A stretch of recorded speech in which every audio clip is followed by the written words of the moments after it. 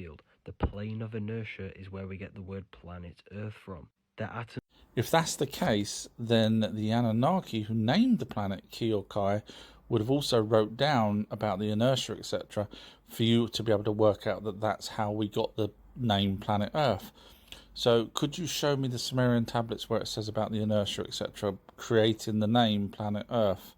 Because all I know is that the Anunnaki came down and they'd already named all the planets in our solar system, and that's written in ancient texts. So if you could just give me the evidence for what you said, that'd be great. Thank you. Our moon is a spaceship, or so you may have been told. Now, the reason why people tell you that is because our moon faces one way all the time, and according to scientists, there is no such thing as a planet or a moon that faces one way all the time, because it's just theoretically impossible.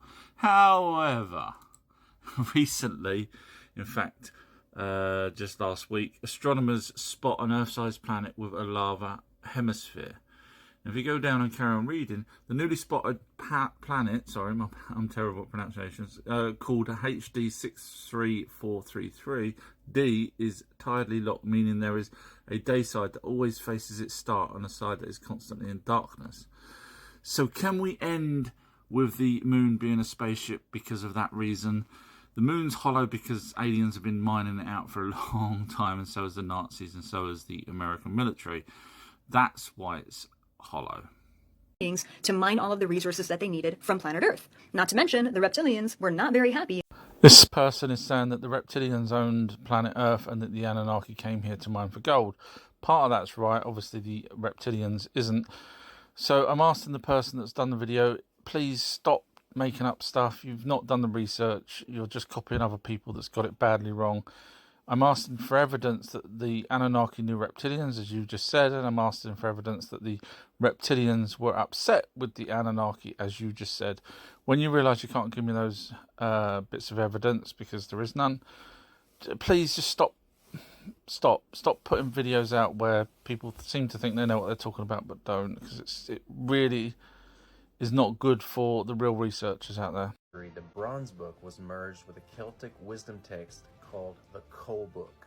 In his full video, he goes on to say that the text was originally this, and then copied, then transcribed, etc., etc. And then in the end, he says, go read the Colburn Bible. To me, that's more like the normal Bible that we have now, where it's a copy of older text. We know that it's got Greek copies from it, it's copied Egyptian, it's copied Sumerian, Akkadian, Assyrian. So in other words, if I was going to look at anything, I would always go back to the original source, not the copy of the copy of the copy, and then with people's own interpretations added to it. And that generally goes for everything in life. You always go back to the original. Don't bother going with the copies that people's man-made changed. It's just not worth it.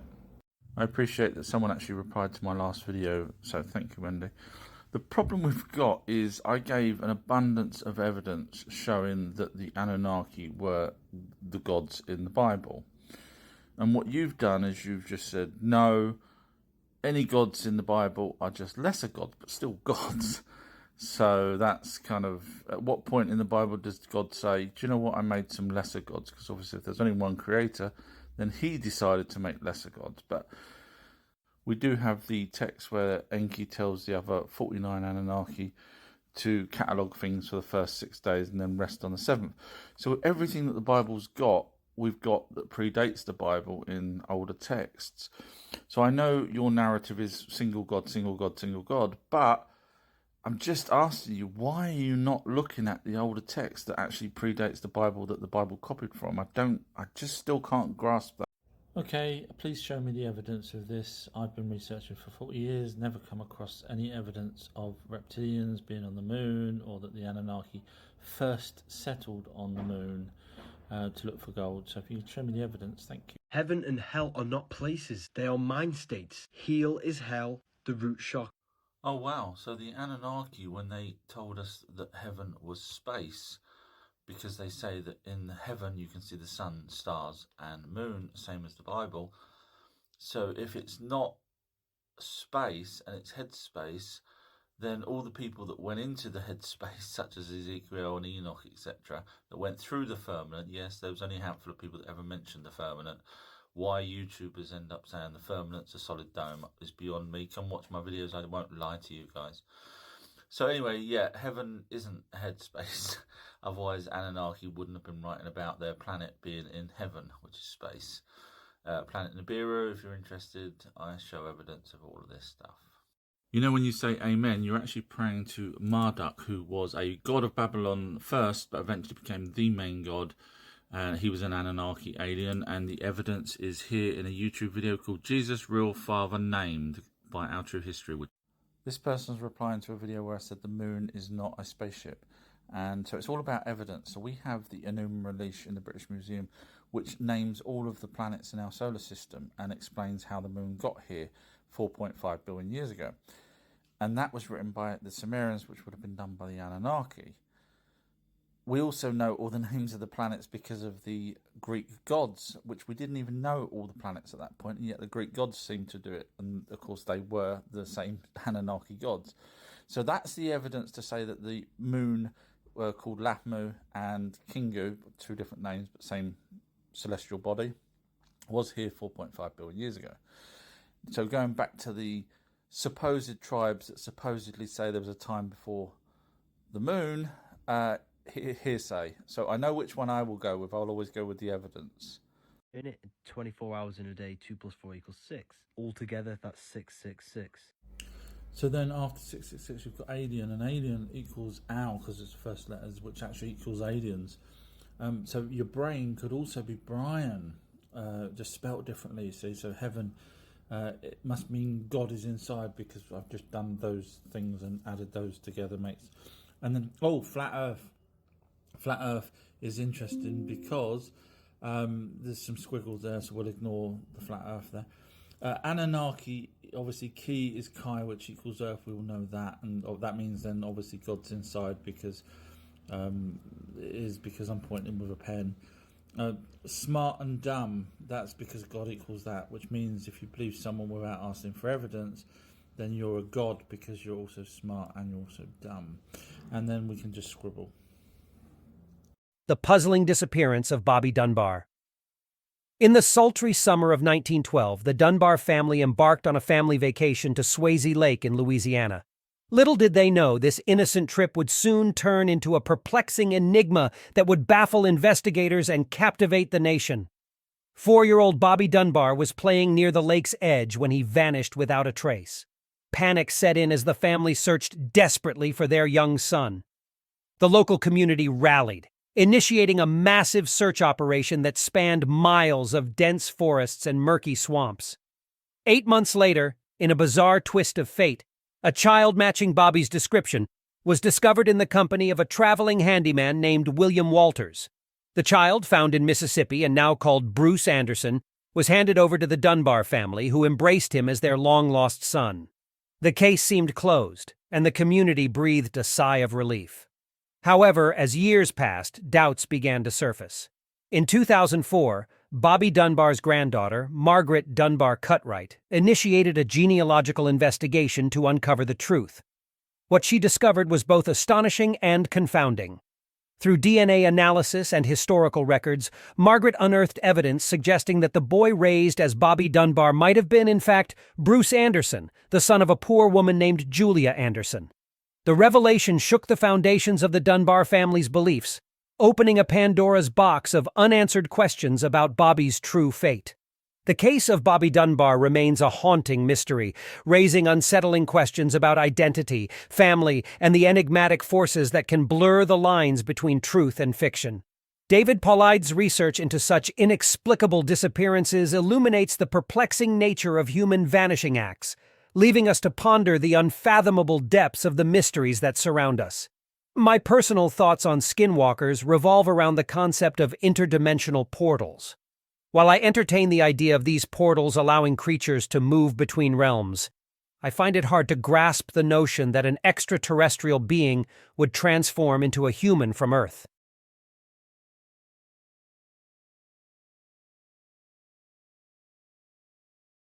Space is fake and aliens are alive. Couple of problems with this. If there is no space, could you explain what Halley's Comet does?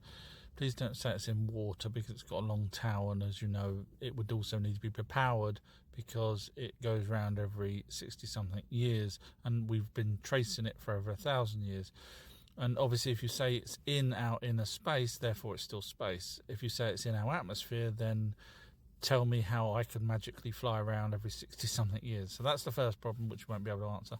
Second one is, you say aliens are not real and fake, but there's people such as Betty and Barney Hill that didn't even know about aliens, and they only found out after hypnoregression.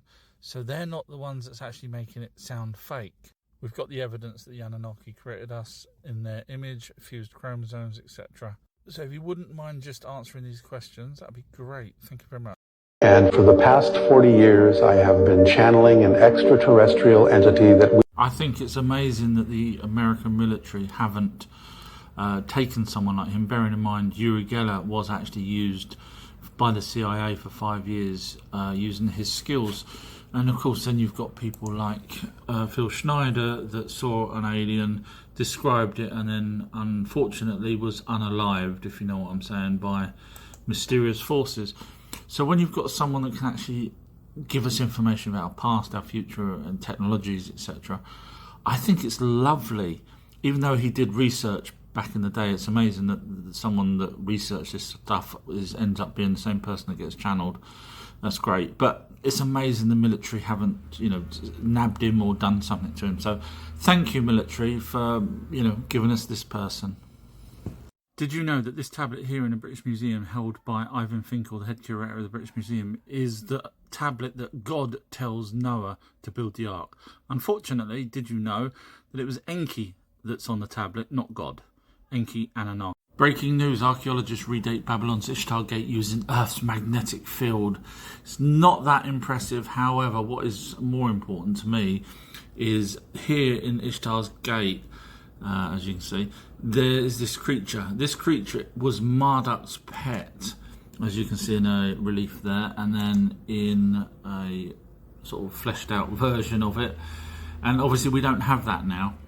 So that was Marduk's pet. However, Ishtar had the lion, and Ishtar would be seen most of the time standing on a lion. And here's another relief based off of that. So she always seems to have a foot on a lion, and here again on a lion. Now, you'll never guess who the Indian god Ishtar was. Obviously, Ishtar's Babylonian, Inanna was Sumerian, same person, goddess of love and war. But it was Kali, standing on a lion, same pose as well. In the remote mountains of early 20th century Tibet, a mystical order of giant... I'm shocked by the people that liked and shared that video. It's AI, computer-generated AI. Orphan trains, they were doing a lot of what looked like cloning with children. And if you look back... I have no idea why people sharing these types of videos and believing in it and everything else.